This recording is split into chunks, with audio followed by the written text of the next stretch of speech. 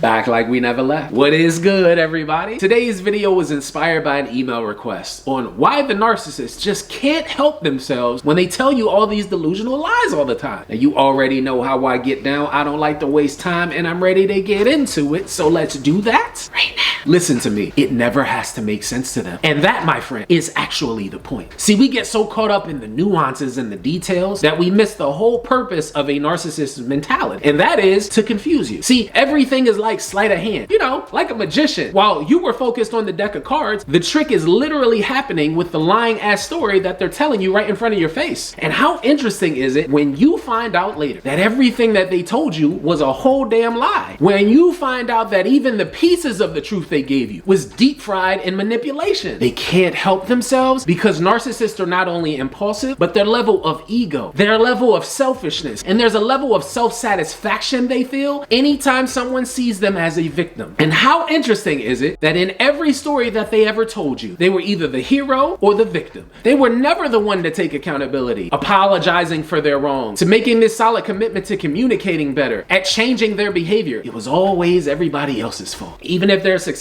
they got this out of the mud. They made it so far despite so many odds in their life. So nobody in the history of humankind helped them? They had minimal impact on them? Sure. See, when we engage in relationships with a narcissist, we eventually get a dose of reality. And one of the biggest lessons that we learned is we were trying to love the dysfunction out of them. And though we never believed all of the lies that we were being told, we still believed they could be the good person we thought that they were in the beginning. Oh, but when you start figuring it all out later, that it was all an act, that this whole game was to get supply from you, that the lies were not only to confuse you, but to make you feel bad for them, to make you even more dedicated to the chaos and dysfunction they put you through daily, to get you more addicted to the ebbs and flows in the relationship, we start feeling ashamed and embarrassed as hell. Because shouldn't we know better? I mean, we've let go of others before for far less than what the narcissist put you through, but there was something different about them, right? How everything seems so wonderful. How could they pull this 360 and then turn into a complete monster? But they didn't. This is who they've always been. The lies, deceit, and the mind games are all the con that they run on everyone. Friends, family, co-workers, business partners, teachers, therapists, doctors. But when we have a savior complex, when we don't have boundaries strong enough, when we still have trauma we've never healed from our past, it can sometimes become easier to accept this type of fuck shit behavior in our lives. So we take this as a lesson in human behavior and what betrayal looks and feels like, and we apply it to every other facet in our life. So you can now weed through anyone else who's been taking advantage of you and get them up out of the paint, just like the narcissist as well. As always, thank you to every single one of you for tuning in and checking out this video today. If you're new to the channel, you know what you got to do, right? Hit that subscribe button and that bell notification down bottom. Become an official part of a team that will always push you towards personal greatness. I'll be back soon with another new video, but in the meantime, have an amazing day. Stay strong and stay inspired. And as always, until I see you guys next time, peace.